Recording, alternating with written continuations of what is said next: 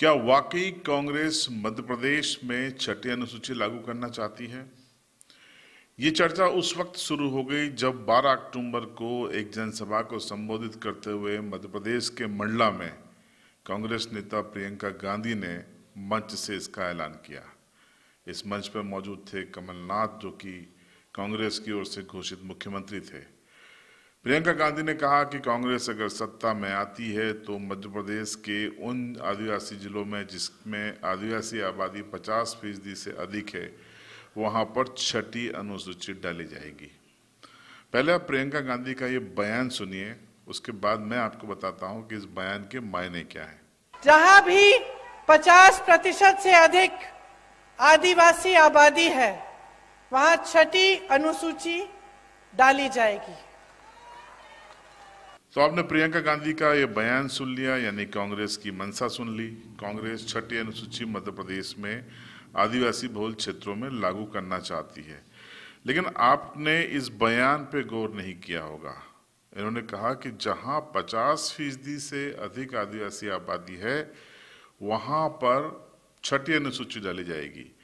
लेकिन संविधान में व्यवस्था अलग है। संविधान ये कहता है कि जहां 90% से अधिक आदिवासी आबादी है, वहां पर छठी अनुसूची डाली जा सकती है, लगाई जा सकती है।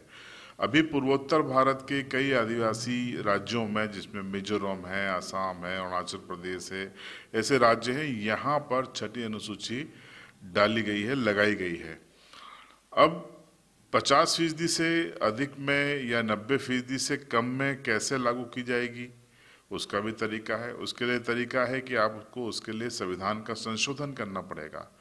उसके लिए केंद्र में आपकी सरकार चाहिए और 3/4 बहुमत से आप ये कर पाएंगे, संविधान संशोधन कर पाएंगे। तो ये व्यवस्था है। या तो शायद प्रियंका गांधी 5वीं अनुसूची का जिक्र करना चाहती हों, लेकिन वो गलती से छठी भूल गई। 5वीं अनुसूची में ये प्रावधान है कि आप 50% से अधिक आबादी वाले जिलों में आप इसे लागू कर सकते हैं।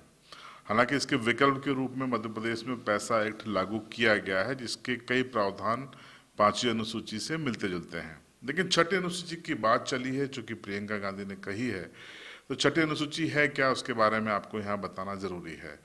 दरअसल भारतीय संविधान के अनुच्छेद 244 सबसेक्शन 2 और अनुच्छेद 275 सबसेक्शन 1 में इसकी व्यवस्था की गई है। 1935 में जब ब्रिटिश हुकूमत यहाँ हुआ करती थी, तब असम के कुछ जिलों में जहाँ 90% से अधिक आदिवासी आबादी थी, उन्हें स्वायत्त शासित प्रशासन दिया गया था। यही छठी अनुसूची है।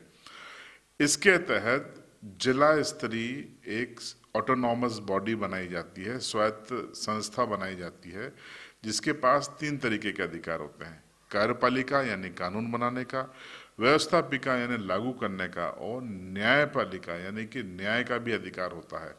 कुल 40 सदस्यीय ये समिति होती है। ये एक ऑटोनॉमस बॉडी होती है, जिसके फैसले लागू करने के लिए राज्य सरकार भी बाध्य होती है। और इसीलिए पूर्वोत्तर भारत के कई राज्यों में ऐसी ऑटोनॉमस बॉडी और स्टेट गवर्नमेंट के बीच में मतभेद हो जाते हैं, तनाव हो जाते हैं। हम मेघालय का उदाहरण लेते हैं। मेघालय की राजधानी शिलांग को अगर आप छोड़ दें, तो उसका 80% से ज़्यादा इलाका इस छठी अनुसूची के अंडर कवर होता है। अब राज्य शासन के पास क्या अधिकार है, क्योंकि जो जिला स्तरीय स्वायत्त संस्था है, ऑटोनॉमस बॉडी है, उसको वित्त, खनिज, खनन, मिनरल्स के साथ साथ आदिवासियों की संस्कृति, सभ्यता, उनके संस्कार, उनकी खान पान, रीति रिवाज, सबको संरक्षण करने का अधिकार है। कुछ मामलों में उन्हें टैक्स लेने का अधिकार है। खनिज के मामलों में, राजस्व के मामलों में, वन के मामले में सरकार नहीं बल्कि ऑटोनॉमस बॉडी ही फैसला करती है और उसे मान्य करना पड़ता है, और उसका फैसला राज्य सरकार नहीं बदल सकती। अब इस चीज को आप मध्य प्रदेश में लेके आते हैं, तो मध्य प्रदेश में फिलहाल अलीराजपुर एकमात्र ऐसा जिला है जहां 90% से ज्यादा आदिवासी आबादी है।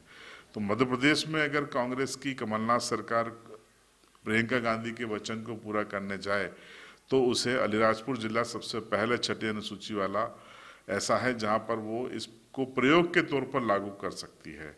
लेकिन अन्य जिलों के लिए उसे कानून बदलना होगा, संविधान बदलना होगा। तो ये हमने प्रियंका गांधी का बयान आपको सुनाया, उसके मायने समझाए, छठी अनुसूची क्या है उस बारे में आपको जानकारी दी। खैर, इरादा भी आपने प्रियंका गांधी और कांग्रेस का जान लिया, तो अब ये लागू हो पाती है, नहीं हो पाती है छठी अनुसूची? प्रियंका गांधी ने अगर कुछ बोला है तो सोच समझ के बोला होगा। उनकी टीम ने कमलनाथ जी से शायद सहमति ली होगी, उसके बाद ही छठी अनुसूची मध्य प्रदेश में लागू करने की बात कही होगी। तो अब इसके लिए हमको इंतजार करना पड़ेगा कि परिणामों के बाद क्या स्थिति बनती है और इस वादे का क्या होता है। फिलहाल आपकी राय कमेंट बॉक्स में जरूर बताएं।